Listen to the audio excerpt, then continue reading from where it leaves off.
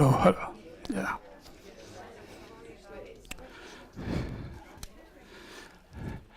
Okay, good evening. My goodness, big class. um, Before we start the class, I just like to talk about prostrations. All right? Is first of all, it's not mandatory that everybody prostrate. If you have a problem or if you don't want to, that's perfectly fine. But I think you should know. But when you come to Kadampa Center, you see a lot of people do prostrations. What does it mean? Right? You'll hear anywhere from we are paying respect to the teachers, we are paying respect to the teachings, all those are good. It really does a couple of things. It's truly is an admiration for what Buddha is teaching us. Okay? It also develops good qualities in you when you humble in front of the teachings or what you're about to receive. It does good couple of things, right? It also builds your quality up. Okay, and in that moment when you're bowing down, there's a couple of things to think about. So first of all, what is it why they're holding their hands this way? So let's talk about that. And by the way, this is on Tibetan Children's YouTube video. If you ever want to take a look at it, she has a confession to 35 Buddhas, but she talks about prostrations. And then I've seen many other websites where they've referred to her website. Okay, so it's just good to know that when we bow down, the left hand represents wisdom. This side is the method, and then you don't want to go empty-handed. This is a jewel that you're offering, and the surrounding is the emptiness of things. We'll talk about these concepts, right? And you may have heard of them, but you're offering that. Then when you see the protrusion on the top of the Buddha, that is all the merits that he has gained, right? And so whenever we start with up here, then we go to the crown, and we think about purifying this beautiful rays from Buddha coming to you and purifying your body, speech, and mind. Right? These are the four places they go. So they go up here, here, here, here, and then they bow down. Now, there's a couple of ways. Some people can do full prostrations, some do half prostrations, some will stand up and do it. All fine. But at least for a couple of times when you come here, when you do this prostration or mentally or physically, you can imagine all the people around you, your friends, your family, and just make it big. And imagine everybody is doing that. What is it really doing is changing your mind. Okay, it's not out there. It is really working with your own mind. So that's why we prostrate. Any questions on prostrations? And when you're prostrating, so when you're thinking about this part here, you can think about a white light coming to you. Here it's a red light and a blue light. This is coming from Buddha to you and purifying that part, body, speech, and mind. Or if that's too much to think about when you're doing quickly, you can just think about a golden ray just coming at you and blessing you. Okay, so when you're doing it, at least for a couple of times, when we do it today, next class, whenever you come to Kadampa Center, when you see bowing down, and if you feel like doing it, I want you to think about those things, and we'll talk about those things about what is wisdom and what is method and what is the jewel and what are we offering and to who are we offering. It really is developing your own mind and potential to become Buddha. That's the ultimate goal. Okay, and so we'll start with the 3 prostrations. If you're willing to do it, great. If you're not, that's fine. Just mentally offer some respects. Okay.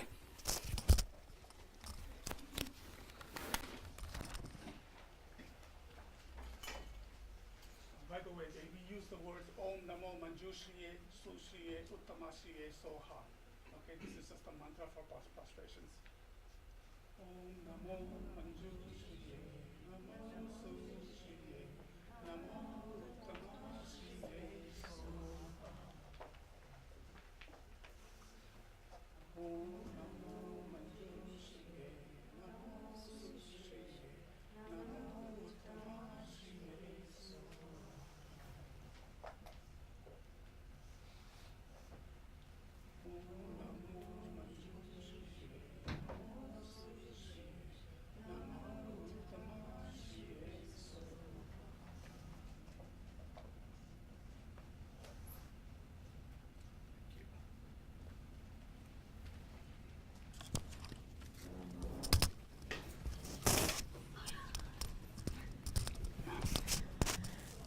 Okay, good evening, everyone. For those of you who haven't met me yet, I'm Linda, and I'm the program assistant. So if you have any questions, I can happily try to answer those for you, or try to find the answer for you. There is a handout just outside the door here, the Kadampa door. It is called About Discovering Buddhism, Presenting the Path. And it has lots of information on it with the books and the readings and other practices that we'll be doing through this module. And down at the very bottom is an email address where you can reach me if you don't catch me before or after class. A few reminders, if we can silence our cell phones, and I'll do mine right now too. And let's see here, there's snacks and drinks out there for donations, so feel free to get something to eat or drink if you need to. The donation suggestion is out there, I do believe. Let's see what else. We do provide child care at Discovering Buddhism classes. So if you have a little one, feel free to bring them along. The kids meet in the nursery area and have an older child, like a teenager or so, with them through the night. Afterwards, are we still staying for discussion? Yeah, after the teachings tonight, there is more of an informal discussion group that will meet. Are you meeting in the Kadampa? Yeah, meeting in the Kadampa. So feel free to stick around for that as well. And let's see here. I think that's it. That's actually. it? Yeah. Usually there's 3-4 announcements. Okay. All right. Thanks, Hemant. All right, great.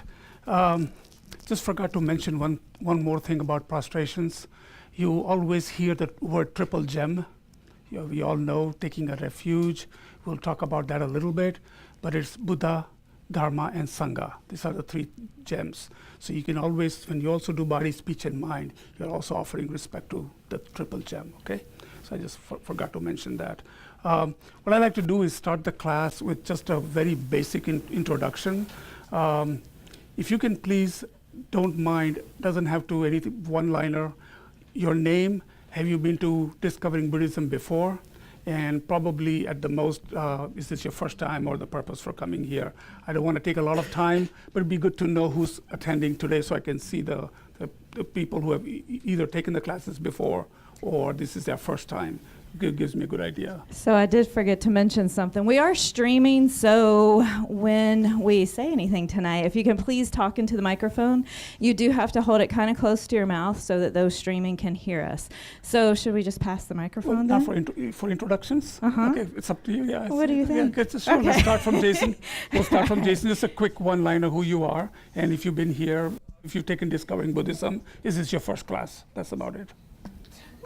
Hi, I'm Jason. This is, I've been studying Buddhism for 10 years, since 2006, but only 1 year, a little over a year, Tibetan Buddhism. I've been coming here for, I guess, since last April. And I really enjoy it. So if you come on Sunday, you'll see me greeting. Thank you. Jason? Okay, so I'm Karen Beasley, and this is my first time through the 2-year course. And why here? I'm here to learn about Buddhism because I'm very new to it. I don't know much about it. Thank you, Karen. I'm Christy, and I've been to the center for many years, but this is also my first time going through the first 2-year course. The karma was right. It started at the right time in my life. I was able to commit to it. So a lot of it I know, but I also love hearing from lay teachers that have been studying for longer than me. So. Excellent.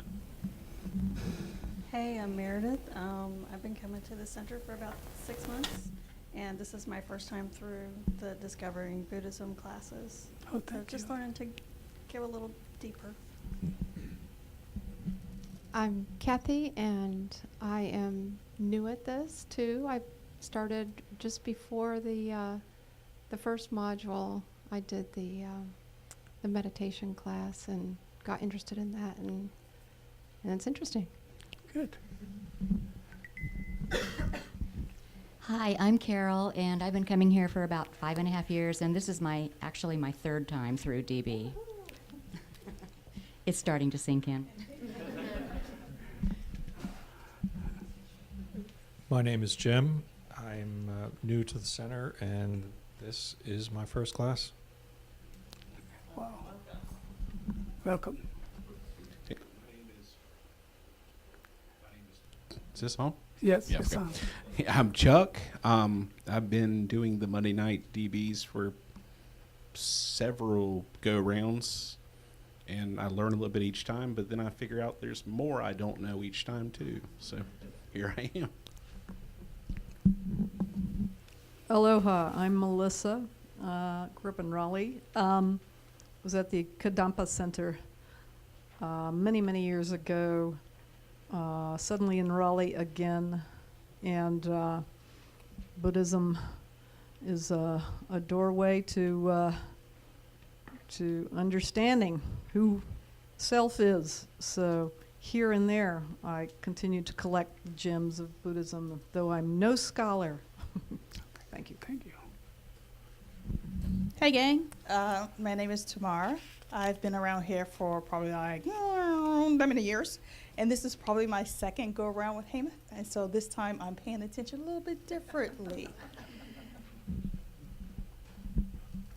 Hi, my name is Remy, and this is my first time here. Hi, I'm Jolie, and I've been coming to Kadampa Center for a couple years on and off, but this is my first time in discovering Buddhism. Welcome, Jody. Hey, I'm Tim. I've been coming to the center 2.5 years. This is my second go-round in DB. Hi, I'm Helen. I've been here only for months. I'm new here, and want to learn everything you have. Heyo, the name's Mitch Larrabee, and this is my first time at these classes, but I've been to the morning meditation on Sunday before. My name is Dwight. I've been coming to the center for 2 or 3 years, and I really like what the people that I meet here, and I want to be more like them, so I hang around a lot. Hello, I'm Mal. Ditto. Hi, I'm Alex, and it's my first time here. Thank you. Hi, my name is Craig, and this is my first go around with these DB classes. My name is Eloy. I did the Buddhism 101 class, and the teacher recommended I took these classes because I really got interested in I don't even know the word in English, just the pictures, the images, the taras in general. So I figured this would be the better way to learn it in a more punctual way. Hi, I'm Anne-Marie. I've been coming for a few weeks. I've been going to the Buddhism in a Nutshell class, and this is my first time with this class, and I love it here. Hi, my name is Kim. This is my first go-around with the DB classes. Hi, my name is Kurt. Been coming to the center for almost a year, and it's the first time with discovering Buddhism. Hi, I'm Anna. I'm new. Never been to a class, so we'll see. I'm Donna. I've been coming for a lot of years. I took DB in the past, and I'm coming because I don't get to know the people in discovering Buddhism very well, so I'm going to be popping in and out now and then so I get to know folks better. Hello, I'm Patty, and I've taken the DB course before and here for a wonderful refresher. And definitely you'll realize that as much as you think you've learned going through, when you take it the second time, you just keep learning, and it's absolutely wonderful. My name's Julia, and I think I took the first DB class like in 2004 in the other building, and I met a lot of wonderful people. And so I'm enjoying taking this class because it impacts my practice and it makes me more focused, and I get to meet so many new people that I wouldn't ordinarily get to meet. My name's Jonathan. This is my first go around in these classes, and I came here because probably 2 years ago I started realizing that even though I was unaware that this path to Buddhism existed, I felt like the path was calling me. And so as I've been studying, I've started finding these little gems of aha moments, and I'm enjoying being part of it. Hi, I'm Jen, and I've been coming to the center for 3 years now. First time taking the class, and just working on improving my mind. It's a work in progress. Hi, I'm Jackie. I came many years ago with my children when they were very young, and we didn't stay much. We joined another facility, but I'm back by myself, and I just started in January for this course, and I can see myself repeating it for the rest of the time I live in this area because I love it so much.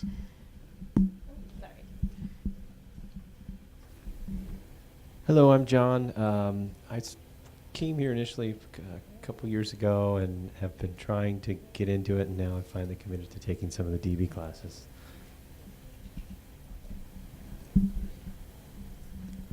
Hello, I'm Tom. This is my first go around through the DB module. Hello, my name is Alex. I'm Alex. coming here now for 11 months, and this is my first go around in the DB class. Hi, I'm Sandra. I've been coming to the center for almost a year, and this is my first go around with discovering Buddhism class. Thank you. I'm Vivian. I've been here for about 6 years, but thank you, Christy, for providing childcare. So this is my first time going around. Hi, I'm Christine, and this is the first time I'm taking this class. I'm Carrie. This is my third module. I'm Josh. I'm pretty new to the center, and yeah, trying not to think so much. I'm Nina, and this is my first class, but I have a notebook and I'm ready. I'm Jen. I've been coming different nights on and off for a few years, and this is my first go around, but I started like in the middle of the last one. So I started at 9 and now I'm working my way back through. My name is Naga. I come from Durham, so always late with the traffic.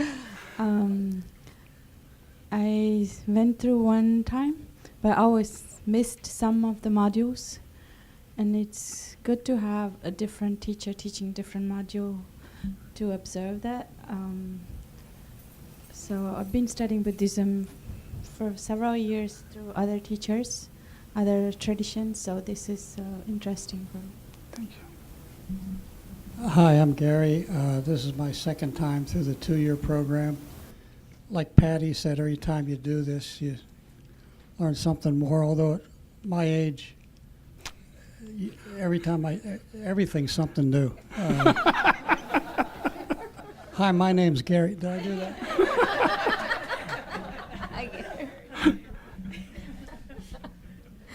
Hi, my name is Adriana, and this is the first time I am taking this module in particular.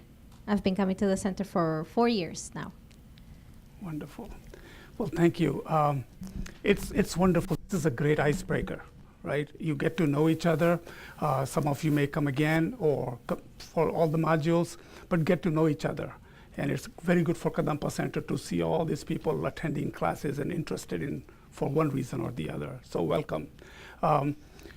This course, we'll do a little meditation in about a minute. I'm just going to give you a little overview, and then we're going to do a quick meditation, do a motivation, and then we're going to watch a little video. Okay, so before we do this meditation, I wanted to just say that this is the third module. Okay, there are several modules, there are 13 modules, I believe, and they just started Mind and Potential, went to How to Meditate, and this is Presenting the Path. So this is the module title, Presenting the Path. So when we talk about path, you're talking about a way and a goal. So it has a lot of subjects. We're not going to deep dive into any specific subject because there are modules that cover it in much more depth, but there are areas where the other modules don't cover, and it's very important for this particular module and for you to be familiar with. So we'll deep dive a little bit there. And I know that a lot of people have jobs. Some people have been busy all day. So it's always good to come to Kadampa Center, bring your presence here, bring mind here, and for the next hour and a half, we'll be together. Just know that it doesn't matter what is going on, just be present here, okay? So to do that, let's kind of do a quick meditation, just checking in, okay? So get your back straight, okay? Relaxed. Okay? If you're sitting down, of course, cross-legged. If you're sitting on the cushion, your feet are flat on the floor. Your arms loosely on your lap, and what you want to do is your right hand is above your left hand, kind of the thumbs are touching together, just slightly below your navel area. Your head is slightly tilted forward, okay? Keeping your eyes not completely closed, but if that's what you find comfortable, that's fine. You just want to keep it slightly open. Good to be aware, but yet your mind is inside. You're just thinking inside. Your jaw and mouth are relaxed, teeth slightly apart, lips lightly touching each other, and your tongue is sitting on the palate of on the top of your palate, behind the teeth. Okay, and just relax and scan your body. And as you're scanning your body, you start putting your attention to your breath. Breath is neutral. There's no thought involved, and you can do two ways. You just look at, when the breath is coming in and out, you can feel the sensation on your nose, a little tingling. Just pay attention to that. Or you can focus on your abdomen. When you inhale, how the abdomen comes out and goes back in when you exhale. If you find yourself wandering, just very lightly remind yourself to come back and focus on the breath. Okay? So let's just do that for a couple of minutes.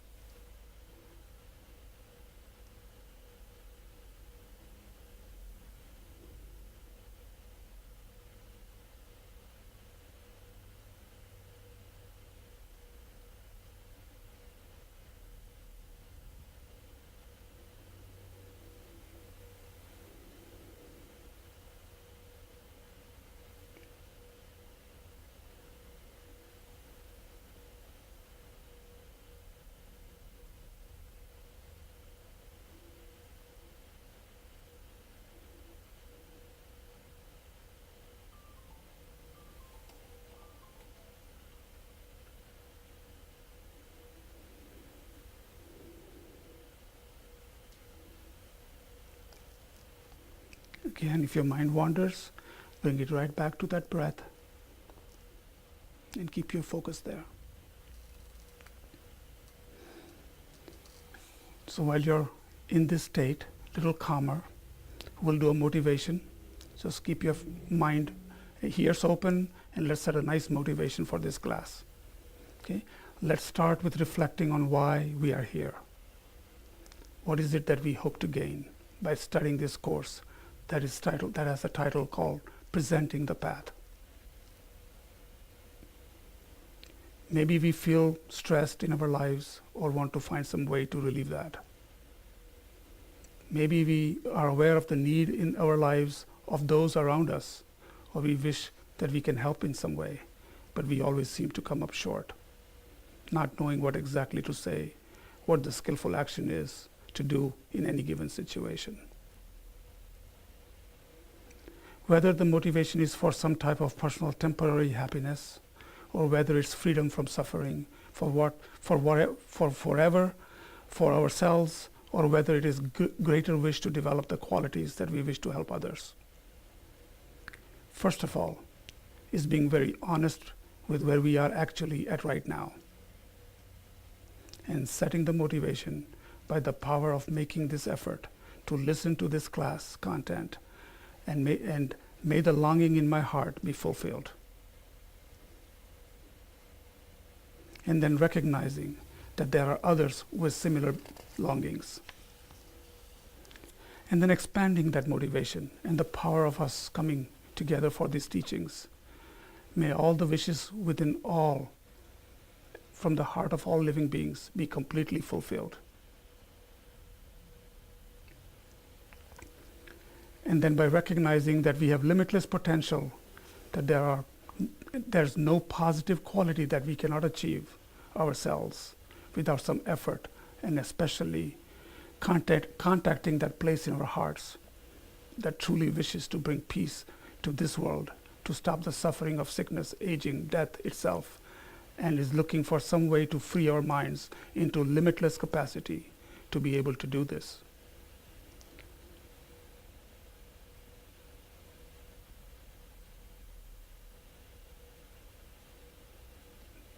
Then, especially generating a bodhicitta motivation, that by the power of attending this course and listening to these teachings, may I, myself, quickly attain the state of fully awakened one and become exactly what is needed to benefit all living beings. And especially inviting to this place all those who study discovering Buddhism, wherever they may be, that they might receive the full benefit of this class and achieve their goals. Also inviting here our teachers from this life, those who we've met directly and those who are helping us in disguise, asking them to come here and bless our minds to receive exactly what we need in this moment in our spiritual development. And so entrusting ourselves with the mind of refuge and the mind of bodhicitta, we are going to be talking about the path to enlightenment. What does that mean? There's various ways, various packages of presenting Buddha's teachings. The key thing with Buddha's teaching, of course, is that they are meant to be experiential. That is meant to be something that you put into practice, and that's why we are listening to it today. Thank you.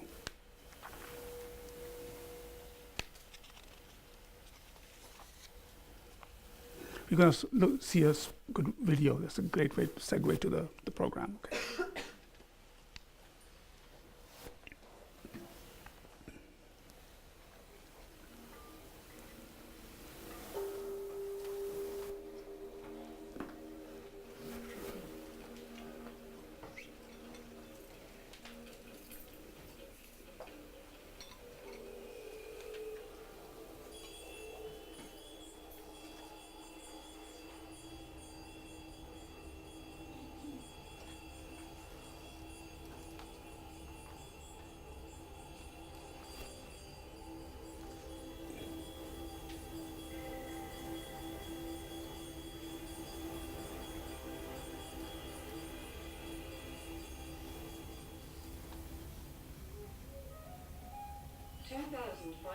Years ago, a man in India revolutionized the way we think of spirituality. Enlightenment, he said, is a perfect, satisfied state of mind we can all achieve, right here, right now. His name was the Buddha, which means awakened one. The Buddha's message spread all over Asia and took root strongly in the Himalayan region of Tibet. For over 1,000 years, Buddhism flourished in the land of snows. However, everything changed in the 1950s.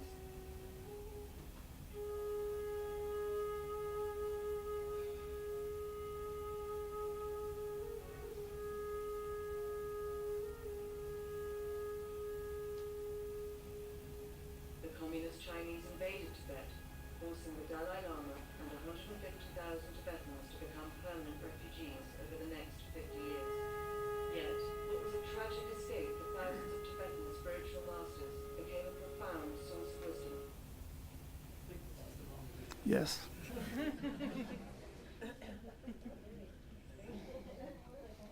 I was wondering what was interesting. I was enjoying it.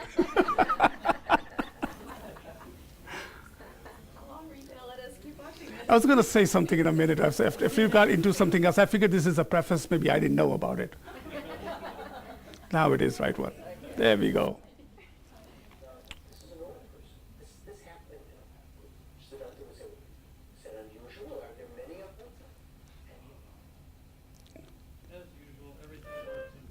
It's okay, just take your time.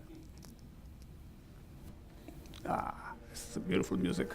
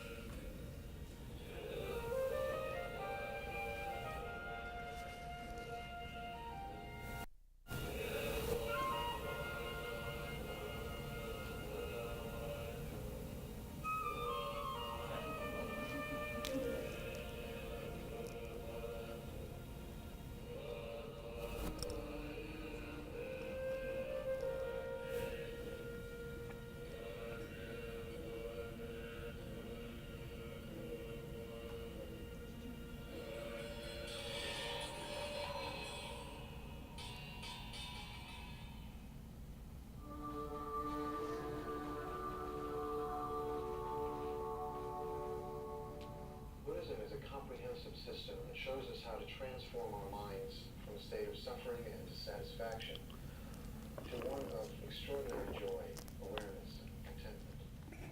Vast in scope and profound in its implications, Buddhism accommodates every kind of mental disposition, but retains a laser-like precision that shows us what is to be accepted and what is to be rejected. It was realized and embodied by a human being like us. 2,500 years ago, an Indian prince named Siddhartha from the Shakya clan decided to give up his kingdom to search for a way out of suffering. Because of his relentless determination to find ultimate freedom, he came to understand the nature of the mind and in turn the ultimate reality of all phenomena. It was then called Shakyamuni Buddha. In this show, we will learn about the historical Buddha's life story, the spread of his teachings, and about the stages of the path to enlightenment.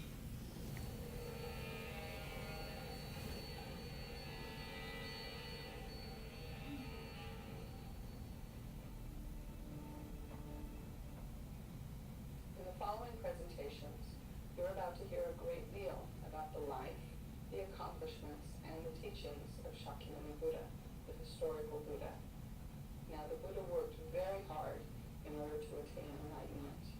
And the impetus behind that hard work was his strong motivation to achieve ultimate freedom and to benefit all living beings as much as possible.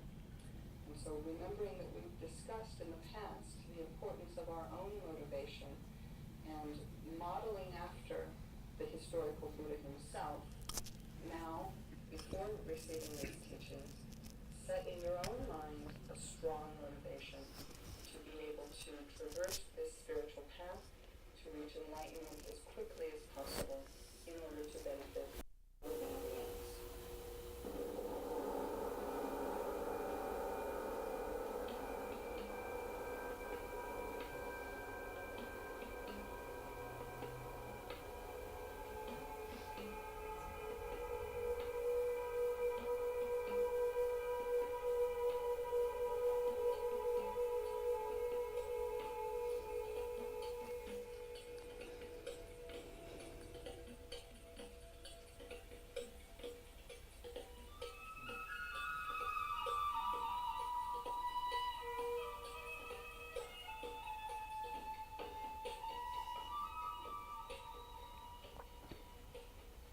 Format that the life of Buddha is often presented in the Mahayana tradition is the presentation of what are called the 12 deeds.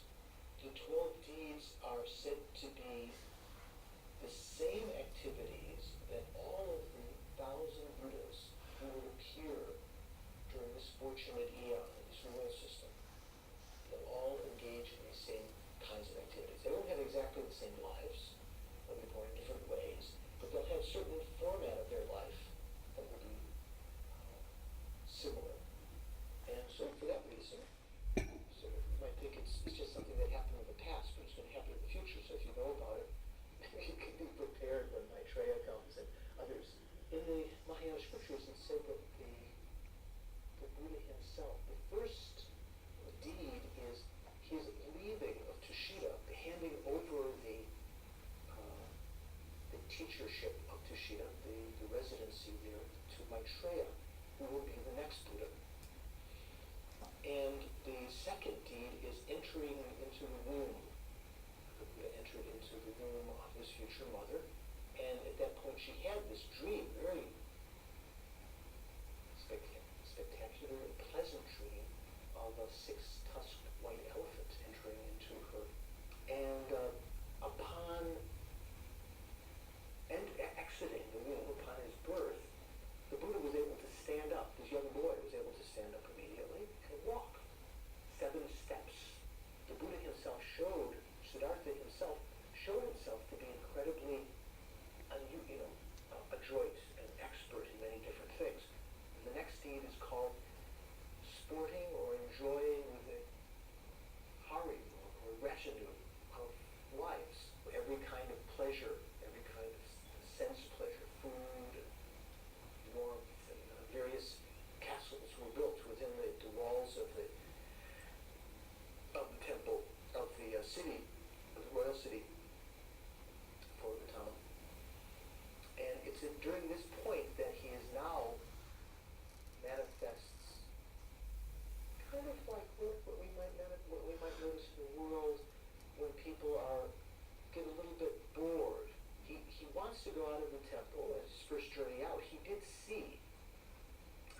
individuals. And on successive journeys, he saw at various times old people, sick people, and a dead person. And through each time he would ask his attendants, what is this? I've never seen this before. What is this old person bent over and so forth? Where it came? What's wrong with him? And his attendant would say, this is an old person. This happened. And Siddhartha would say, is that unusual? Are there many of them? And he would say, this happens to everyone. Everyone, this is the fate of everyone. He saw someone who looked like a renunciate, someone who is seeking the meaning of life, seeking to transcend birth, death, and aging, death, sickness, and so forth, the things that the Buddha had perceived. So this supposedly was the element now that began to coalesce, to click. So this is what I should do. I should leave home also. And he takes his hair, his beautiful royal locks, with his sword, cuts them off. It's said that that's one of the relics. He goes off seeking, teacher, seeking the answer to sickness and old age and death. And even though the teachers themselves were very fond of Siddhartha, recognized him as a prince, and saw his great qualities, and the fact that he achieved their state, even though they were the teacher, he achieved the same realization they did in a very short amount of time. They asked him to stay on and teach their disciples. He refused and went off to try to find an answer to this riddle that he had encountered. Sometimes living on just a small berry from the tree a day. Siddhartha became very emaciated. So at this point, the Buddha himself is beginning to recognize that he's not making any progress. The Buddha went to bathe in the river. So very weak, couldn't even get out of the water. Began to worry, what's going to happen. He began then to beg some food. Now the Buddha is invigorated. Siddhartha is invigorated, and he seeks now a place to do meditation, and then sits down on this cushion of grass with the determination, until I achieve the essence of enlightenment, I am not rising. So this is now the demarcation of the next act, which is called the defeat of Mara, or the defeat of the Maras. Mara is someone who it can be part of our own being, our own minds, or it can be something external that hinders our spiritual development. And that evening, he achieves his enlightenment, which is now called the next deed. Under the Bodhi tree that evening, completely transformed, eliminating from his mind all the vestiges of ignorance and any kind of insufficiency, inabilities, and spends the next 7 weeks without moving very far away. So who shall I teach? Oh, those 5 disciples with whom I spent 6 years. Their minds are only their Dharma eyes, only slightly covered with the dust of ignorance. So he travels, knowing where they are, to the Deer Park in near Sarnath. And he begins to teach them the very first discourse, the Four Noble Truths. And this is the beginning of this deed, which was essentially the next long period of Buddhist life, many decades teaching. And for the rest of his life at that time, after that time, spent many decades teaching, turning the wheel of Dharma. Finally, took the aspect of passing away, dying, passing into parinirvana.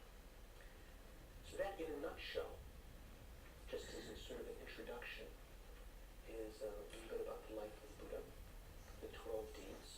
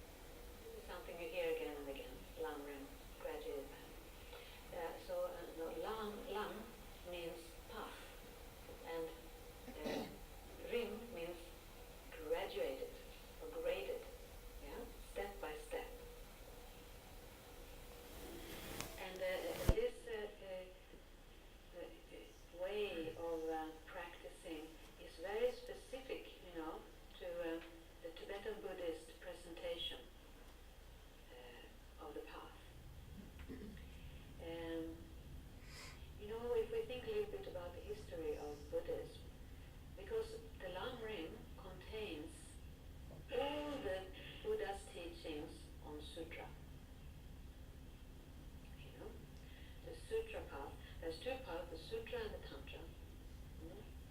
And Buddha's path on Sutra is divided up, in the Hinayana attitude and the Mahayana attitude. And the Hinayana and Mahayana path, they're all included in the lam-rim. The main difference between Hinayana and Mahayana is mainly in the attitude, the purpose and the goal. That in the Hinayana, one motivates oneself for one's own liberation. In the Mahayana attitude, the attitude is seeking enlightenment, for the sake of all living beings, a more universal goal. And for that, we train ourselves in renunciation, bodhicitta, and the correct view.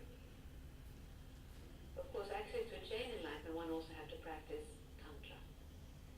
They say that one cannot attain complete full enlightenment without, at some point, practice highest yoga Tantra. But, if you look aside from the attitude, the actual practices of Hinayana and Mahayana go together. They're not sort of two completely separate paths. So the lam-rim contains all of the teachings. The Hinayana spread to different countries like Sri Lanka, Thailand, and Burma, Vietnam, and flourished there. Later on, when the Mahayana flourished, that spread to China, Tibet, Mongolia, and the northern countries, and flourished there. So anyway, the great Atisha, he came to Tibet, so he wrote the first lam-rim, the graduated path, taking all of Buddha's teachings, but put in a very clear, step-by-step, approach. And he called it the three scopes. So in Tibet,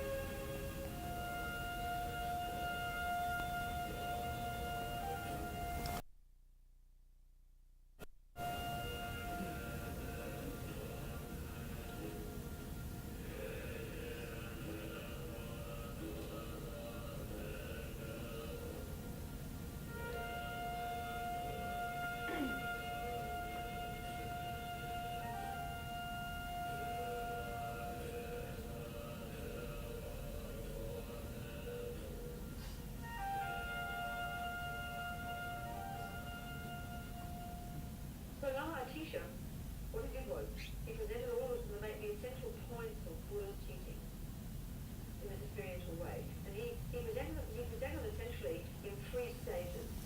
The first, second, and third scopes, they're called. Scope has a very specific meaning. It relates to the capacity of the practitioner, the scope, or the capability of one person. So the first and second scopes of the practice, of the teaching, they represent all the teachings, all the essential points in Buddha's teaching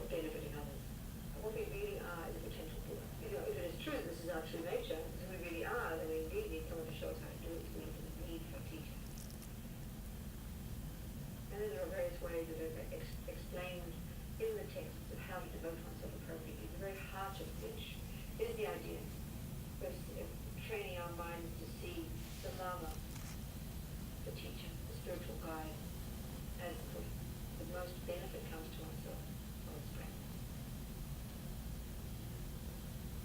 And then our teacher gets, this is that point of guru devotion is put there by the 14th century Lama of this tradition called Tsongkhapa.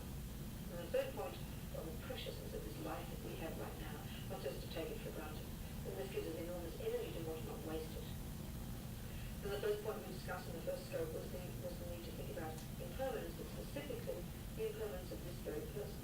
It energizes to even more want to not waste this life. But death is death. Its time is uncertain, and that the only thing that can benefit us at the time of death is a virtuous increase in our life. Nothing else.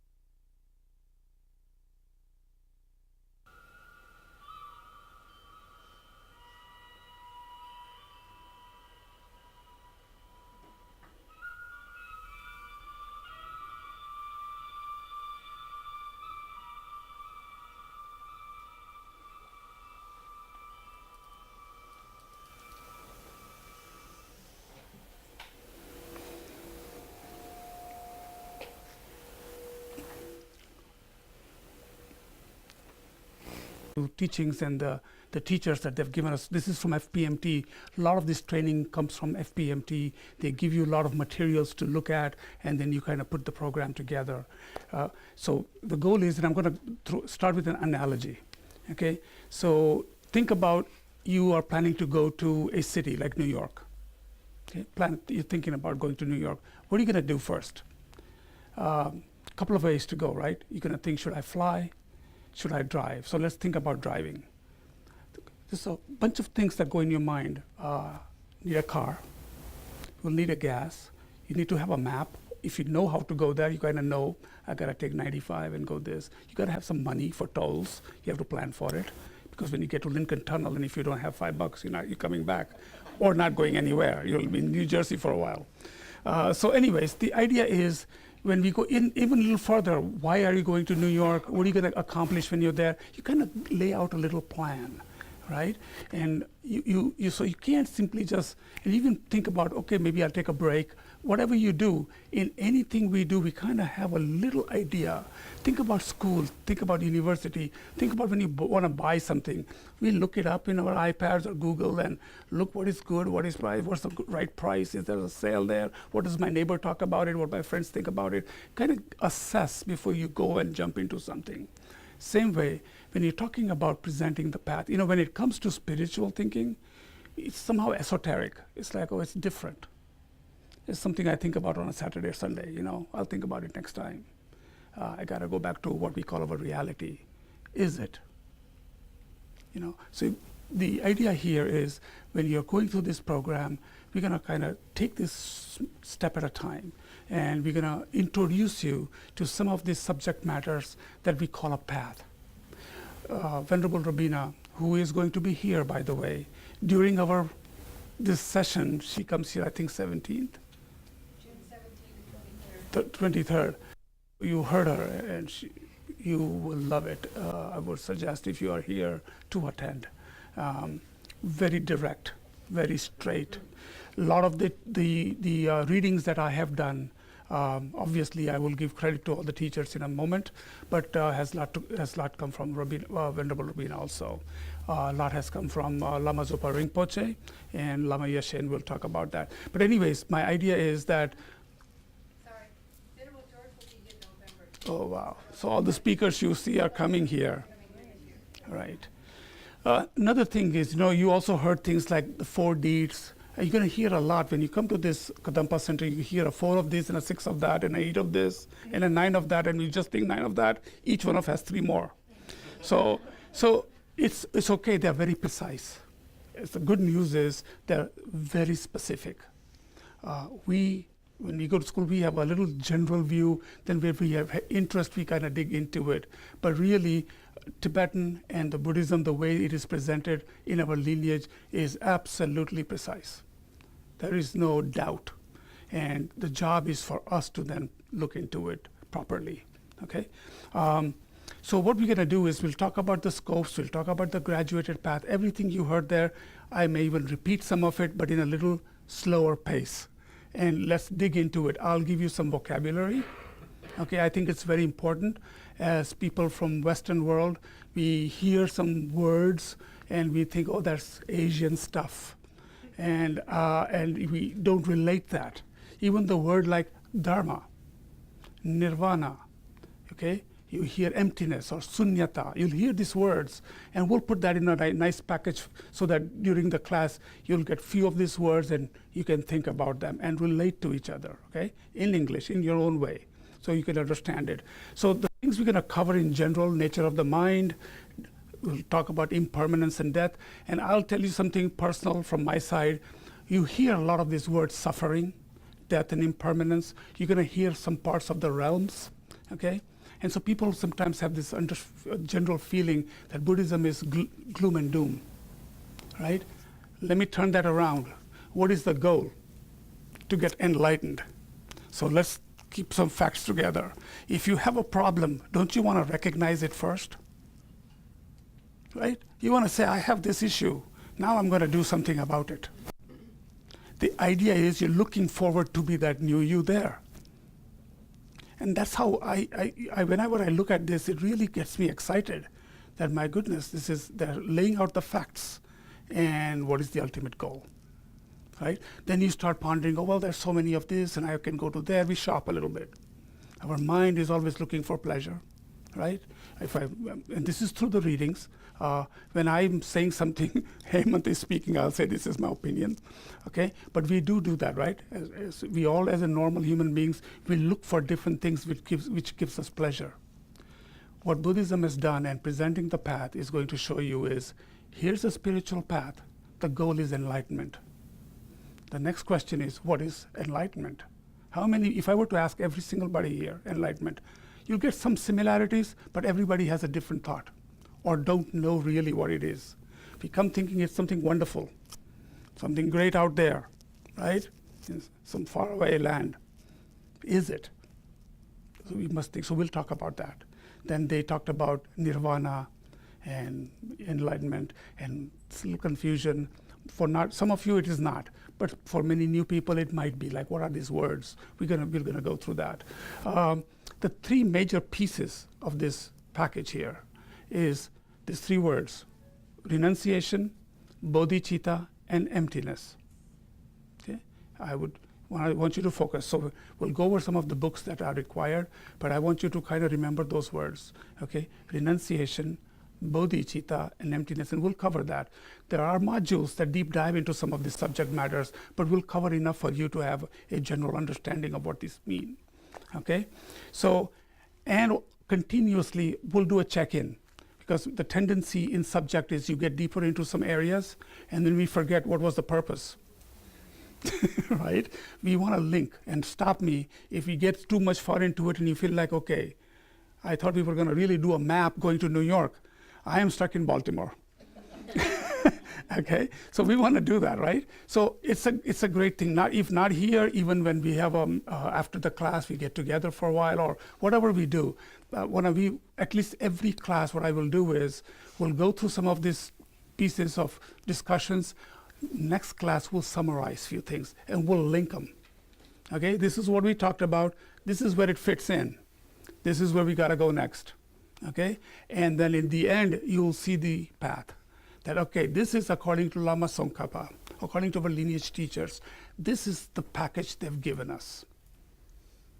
And when you find out what they have gone through and how this came to be, you should just be thrilled that somebody has gone through 84,000 teachings, have practiced for years, for ordained or recognized at a young age, and have taken time, so many years of their life through hardship and good times and bad times, but put it together so we can have it.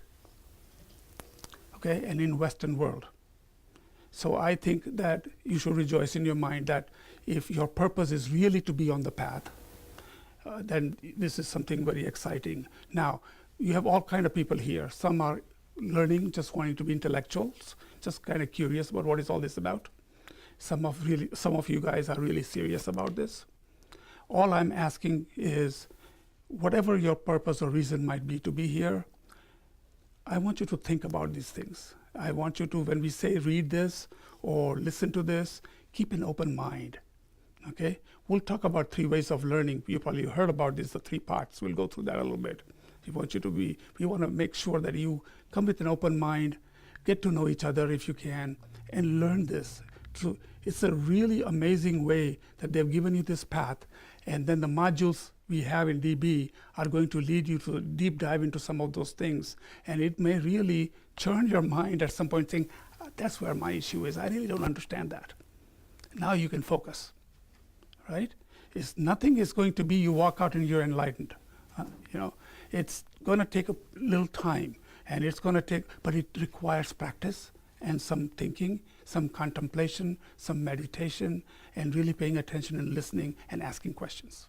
Okay, so we can put that fundamentals down. I'm not going to go through the list of all the 3 modules, but some of you have gone through Mind and Potential. That's a very powerful program by our director here, Robbie Watkins.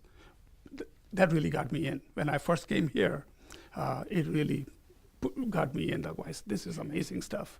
And then how to meditate, and this is the 3rd one. So also be cognizant of the fact that this is just the beginning of all 13 modules. All right, so we can't get too deep into it and take away from something else. So enough to get you going, enough to get you connected and linked, and kind of see, oh, this is what it's all about. Okay, that's the point. Okay, so for those people who have taken this program before, it's a great refresh. I find myself also sometimes coming to Geshe-la's class or a DB class, and wow, it's a different perspective. And as your knowledge grows, experience grows, it means something different now than when you first started. So it's good to sometimes repeat yourself. Have you seen Geshe-la? He says the same thing again and again, and sometimes for us it's like, why is he repeating himself? But let me tell you, it's a powerful way. Because I have heard him say the same thing 3 times, it's about the 3rd or 4th time it clicks in. Like, that's what he's talking about. Huh? So pay attention to those things. Okay, any questions so far? What you heard? We're going to cover those things. Yes, Vivian. I just had a question. I heard Okay, I heard this sentence. The only thing that can benefit us in death is the positive inference in our lives. Can you say a little bit more about that? Yeah, we'll talk about it as Okay. the whole about creating positive mindsets. Okay. We will cover it, but I will not forget it, so I'm going to write it down. I wrote it. Okay. I'll Write it harass down. you We'll later, talk I about it. promise. Okay. So let's get the logistics out of the way. So today we don't have a lot of time. You know, as it is, it's 8:30 as the class ends, and maybe we will discuss this how we want to cover these classes in a few minutes. But let's go through the logistics first. The required reading. So I really want to cover, what is this book? I really would like you to read this book. This is required, Wisdom Energy. And really fascinating book, amazing book. And you know what? Just even the first few pages got me in, because I first time found out about how Lama Yeshe and Lama Zopa Rinpoche got together. It's just fascinating. And then when you see how they presented this book, you will see that they will go into the subject matter that we are covering, but in such a nice way. It's not a lot of reading. Believe me, once you get into it, you will finish it. But start. Okay? If you're seriously wanting to understand the program, I would suggest that you read this book. It's called The Wisdom Energy Basic Buddhist Teachings. And it is available in the bookstore. Yes. Thank you. I forgot that. Okay. Another book, not a mandatory, but I would suggest when we get into a little deep dive into the 3 words we talked about, renunciation, bodhicitta, and emptiness, they are called the 3 aspects of the path. You need each of them if you want to really get to the enlightenment stage, right? Very important pieces. Absolutely important. I would suggest to you that you either borrow the books from somebody or at least read it. It's also available. It's called The 3 Principal Aspects of the Path by Geshe Sonam Rinchen.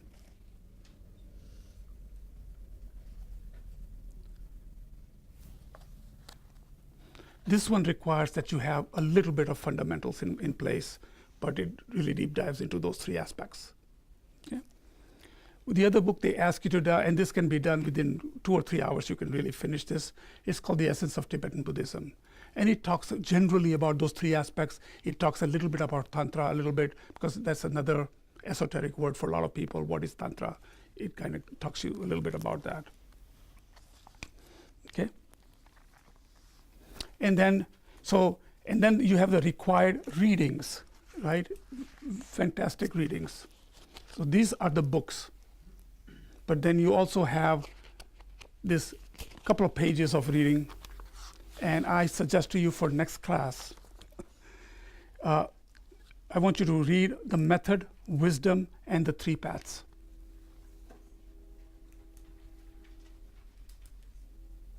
And we'll talk about it here and there.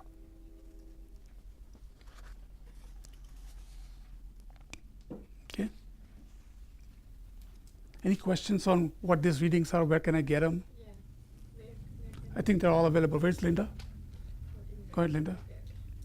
So what Hemant's referring to right now, the method, wisdom, and the 3 paths are available online. So if you pick up this handout that's outside the Kadampa door here, there's a couple boxes, about 3/4 of the way down the first page, and it explains where to find those on the Kadampa Center website. Okay. Then there's a 2-pager here, The Wish Fulfilling Golden Sun by Lama Zopa Rinpoche. That's just 2 pages. I have a little snippet from it, and we'll talk about it in a minute. And then the last thing is talked about the liberation in palm of your hand. You know, just you heard the word lam-rim and the graduated path. This is a commentary on that by Pabonka Rinpoche. This is like a go-to book. When you don't want to read the entire treatise of lam-rim, this is a go-to book. And they always ask you to read. And if you read the first 100 pages even, it talks about the value of the teacher, how the student should be, right? The gift that these teachers have given us. And so it kind of gets the stage, it sets the stage for you, and how to listen to the teachings, what is it all about, okay? So it's a required reading. Just take your time, but kind of look through it at least, so you understand what it is. Any questions on required readings? And I would be, if you're really serious about it, take your time to do this, okay? We have 6 classes. You probably already know, today is May 6th. We have 13th and 20th May. Then no class on Memorial Day on 27th. Then we have class on June 3rd and 10th. Then Venerable Robina will be here. You'll be all fired up. And then we'll end our final class on June 24th. Okay. I see the next 3 classes to be a little more deeper, very content rich. This is just a basic class. We had a video, 27 minutes, so it doesn't allow you to really deep dive into something, just to set the stage. Okay? Hemant, just to fill in a little bit, when Venerable Robina is here, she knows that's the middle of this module, and she's doing the entire weekend workshop while she's here on the path. On the path. So perfect supporting material. You have a Venerable teaching you that, right? So it's really great. I think it's going to really make a big impact if you've done some readings ahead of time, and when she comes and talks about it, believe me, it will settle in there very quickly. Okay, very exciting. Okay, there are 3 meditations in this module, and again, the key 3 words which we've talked about: renunciation, bodhicitta, and emptiness. And what we expect every time you come to the class, we're going to do 3 prostrations, right? Then let's do them slowly in the beginning. It is not a mandatory thing, but I want you to think about what are you doing and why. Okay, just do that at least during my classes, and at least during this session, I should say. Okay, it's important you see if it has any impact on you. It makes you think a little bit. What are you bowing down to? Why should I bow down to? You know, why should anybody bow down to anything? We have this mindset, and you're really not bowing down to somebody. You're really bowing down and paying respect, but it's humbling you. And we'll talk about that little I in us a little bit later. We'll set the motivation. We'll do a little calm abiding meditation as we did today, and then we'll get into the sessions. Okay, that will be the way we'll do it. I'd like to know if anybody has, I know that this is a very busy time for a lot of people, but if this next 2 or 3 classes go a little, like 10 to 15 minutes more, we'll be able to cover the subject matter in a little better way than just giving you a little overview real quick and walk away from it. Okay? If you don't, you can always reach me, and we can talk about it, or I can show you where to find it in the teachings. Okay. All right. Like to before we even get going, and we use the last 15 minutes onto Buddha himself, I like to at least recognize and give respect to the teachers. Lama Zopa Rinpoche, you saw him in the video actually, giving kata. Okay, he's the director of FPMT centers all around the world. And Kadampa Center is part of FPMT, and he will be here when we have LOP and all that. He actually comes here. Amazing. Okay, so I want to respect him. A lot of the books you'll be reading, he is the owner of all that teachings. Of course, Lama Yeshe is his teacher. FPMT, because they put this entire program together. Okay, I also want to recognize we have fantastic geishas here. We have Geshe Gelek, and right, and you know his teachings. You've probably seen him, heard him. You just have no idea how fortunate we are to have a geisha in Raleigh, North Carolina. Okay, Geshe Sangpo, also he's our geisha, and of course we have three venerables here. You see Lamola chanting all the time. She's our chant master. What a wonderful person. And then you also have Kandola and Chokila. And believe me, they do a lot of things. You may not see them here, but they're always working. This place doesn't function without all the volunteers, but we have a spiritual coordinator. You have Dana Cease over there, right? We have Linda Shah, program coordinator. These are things that they come together when there's a real yearning to learn Dharma. These things come in your place and it's put together, and we receive Dharma. So we must thank all the volunteers and thank yourself for making yourself coming here. And believe me, this is not only one-way street. I learn a lot. Anytime you are about to do a class or a presentation, you have to deep dive into it yourself. And then you have to question yourself whether this is something you understand, are you willing to understand, and then can you articulate it. So I want to thank you for being here. Okay, and with that, we will start the class. I know we have very little time, so what we'll touch today is a little bit about Buddha, Lama Tisha, and Lama Tsongkhapa. Okay, you heard the 7 deeds of Buddha, but just a brief history of Buddha. Born in 523 BCE. For a lot of people, that's the first confusion. What is that? 2,500 years ago. So when you say common era before Christ, so a lot of the Western people develop schedule based on the Christian era. So before that becomes BCE, after that becomes AD, after the death of Christ. So in perspective, 500 years before Christ, that's when Buddha was born. He was born in a place called Lumbini, which is now in Nepal. You have to realize those days there was no Nepal, and it was all one massive area, kingdoms all over the place. Okay, and the kingdoms went from India to Nepal into parts of different places. So that's where he was born. His father's, and if this is not important to know, but just for knowing sake right now, father's name was Sudhodana. His name when Buddha was born was called Siddhartha Gautama. And Gautama is not a fancy word, that's their family name. He was just called Siddhartha Gautama. So you'll hear when you go to Asia, Gautam Buddha. Okay? But later on, as worldwide, he's known as Shakyamuni, because the kingdom, the clan in that region was called Shakya. Okay, it was an oligarchy. Many kings, rich people, had a lot of land, a lot of money. They created big palaces and huge, kingdoms and castles and so forth. The area was called Shakya clan, so he's known as Shakyamuni. Muni is really translated as a sage, okay, later on, so Shakyamuni. Okay, his mother was Mayavati. You saw a little bit, she had that dream, but then not soon after she passed away. And then her sister, Prajapati, actually raised Buddha.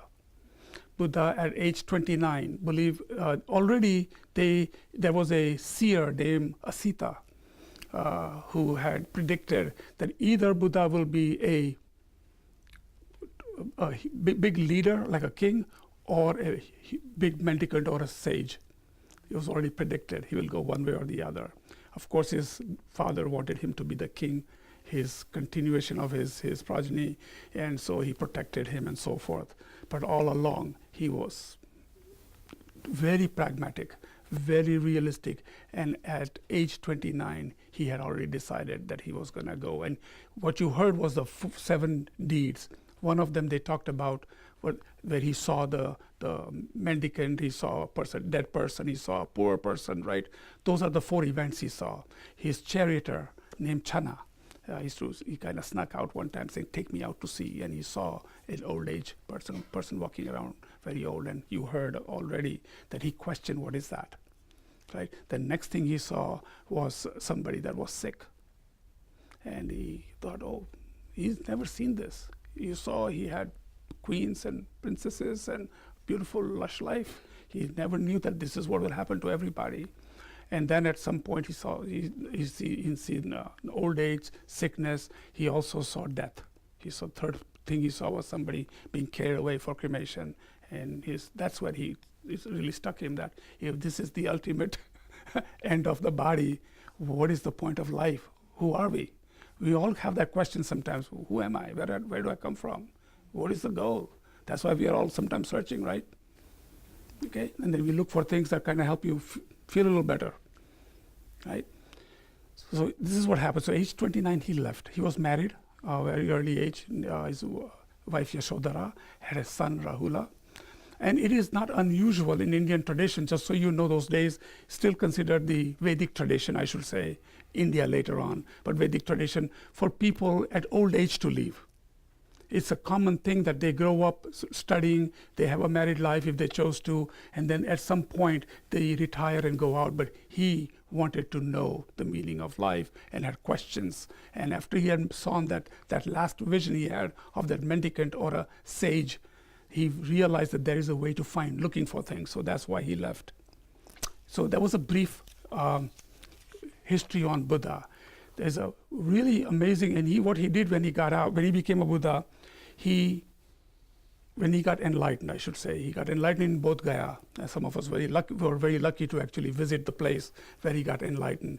He went for 5 years first, looking around, and he would get to a teacher, he would meet with them, and the teacher would see that he very quickly picked up things. And they would ask him to teach, and he was still not satisfied. Anyways, he wandered around for 5-6 years, and then finally he came to Bodh Gaya, and he was determined that he was going to get the answer. He's not going to get up. And then you heard how he practiced so many ways and this and that, but in the end, he sat down and he was enlightened. When you ask the person anywhere in Asia, what does Buddha means? They will say, the awakened one. Okay, it's a really amazing word, right? The awakened one is awakened from the sleep that we are consistently in, basically. So he's called the awakened one. And he decided, he contemplated for a while if he should teach or not. It wasn't easy for him, but he decided that's what he wants to do. So what his teachings, the initial teaching is called the turning of the wheel. That's how he started. The first, like you heard today in the video, he went to Deer Park, Sarnath, and he taught 4 Noble Truths.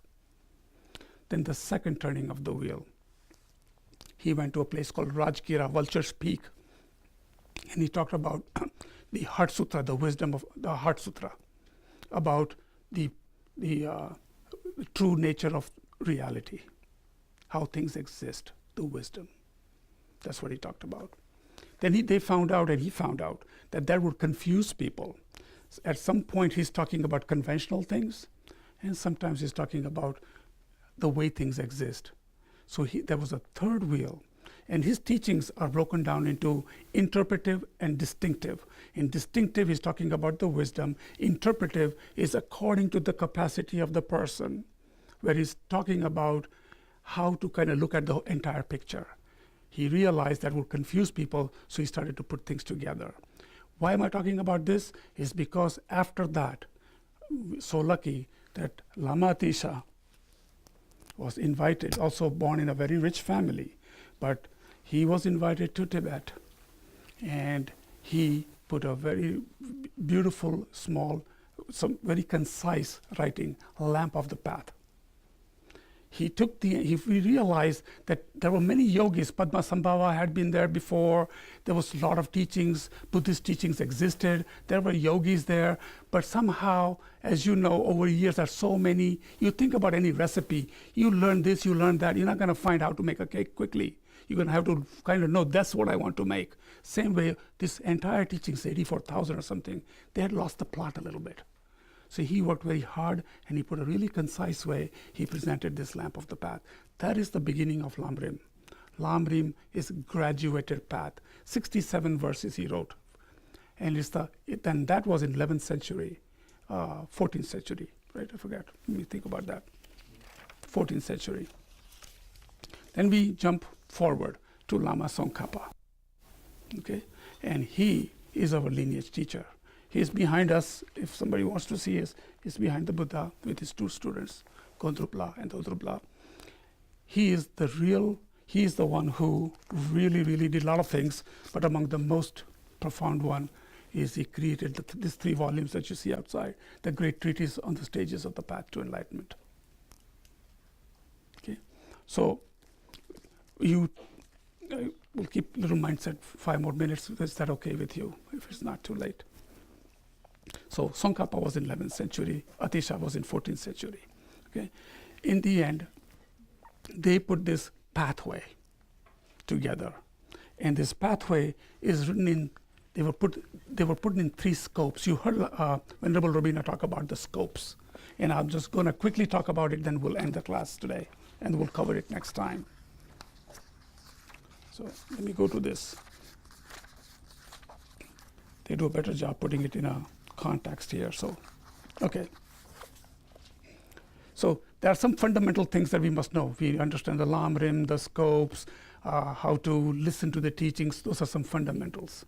Then when it comes to the teaching, it's broken down into 3 scopes, right? The foundation is a small scope, the middle scope, and the greater scope. And all that means is you need to know this in order to know this, medium scope, and you need to know this in order to do this. It put yourself in your regular position. If you were to have a child go to school, if you start that child in 9th grade right away and he hasn't learned ABCD yet, I think that child will fail, right? Similarly, it's important to create that foundation, some practice, understanding, and then go to the next. Otherwise, it gets very confusing for people. So they've really, really nicely done this. And then you'll see very systematically they have taken, and we'll talk about on relying of the teacher, the meditation practice, but in the small scope, they start with death and impermanence. So as part of the path, when we are going through this program, we're going to touch that subject. Okay, what is death and impermanence? We're going to talk about contemplating suffering and happiness. Okay, how to attain happiness for future. Laws of cause and effect. That's going to be probably an entire class on just karma, right? We won't go as very deep, but you will have a good understanding of what is karma. And we have these questions. What is karma? So we'll define those things. The medium scope, we'll get into the nature of the path of liberation. Okay, and the greater scope, we will talk about bodhicitta, and emptiness, and so forth. Okay, emptiness actually comes in the middle scope, and then the higher scope gets into generating bodhicitta. So you will hear those things, we'll talk about those things, and we'll deep dive into those things. Any questions on what this presenting the path is all about? I know we don't have a lot of time. Tendencies to deep dive into this, but what I will do is we'll start with what is mind next time.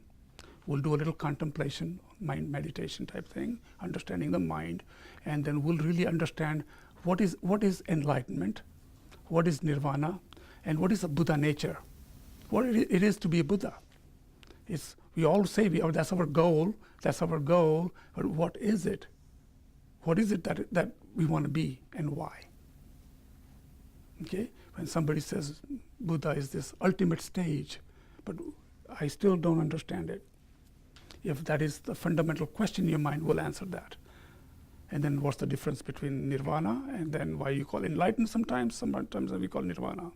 And we'll discuss those. And we'll clarify very quickly Hinayana and Mahayana. Nothing to worry about. You need both. You need grade 1 to 8th, and you need from 8th to 9th in order to get into 10th. Neither is lower or higher, both are fundamentals. It is already amazing if you can liberate and this chattering mind of ours and just liberate oneself, and we'll define that. And then what is the ultimate universal goal, as you heard today, is after you have bodhicitta, is to then get to enlightenment. And then we'll understand the nature of Buddha. And then we'll get a little bit into death and impermanence. All right? Cool? So can we do a little dedication? Yes. What would you like for us to do for homework for next week? You had mentioned the method, wisdom, and 3 paths reading, and to start wisdom energy. Yes. So let's just quickly go through that. I honestly will say that you must read this piece, the wisdom, the method, wisdom, and the 3 paths. At least read that. Okay, I think there's only like 4 or 5 pages. Okay. Okay, I would also suggest to you that you genuinely start reading the wisdom energy. Okay. You start to read. That doesn't mean just 2 pages and come. I want you to take an interest in it and really read and understand where that is going. I understand that people can't finish things with busy schedule, the entire book, but I would suggest that you dive a little deeper into it than just 2 or 3 pages. And we'll talk about it, because I will start using those words, and I want you to be a little familiar with it. We'll define it, but at least get the context from the reading. Any questions?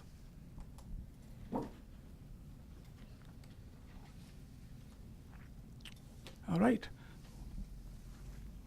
I want to do a dedication before we go. That is a proper thing to do. Let's do a little quick dedication. Thank you. Okay, so let's dedicate this merit of having made this effort to listen to the teachings to the swift enlightenment of each and every living being, and dedicate this merit that we ourselves might quickly attain the awakened state of perfectly awakened Buddha and be able to benefit all living beings by leading them to that state. May we generate the bodhicitta which has not been generated, and may the bodhicitta that has been generated never decline but always increase, and may the gap between our mind and dharma be reduced to nothing, and may our minds become the perfect dharma for benefit of all. Thank you.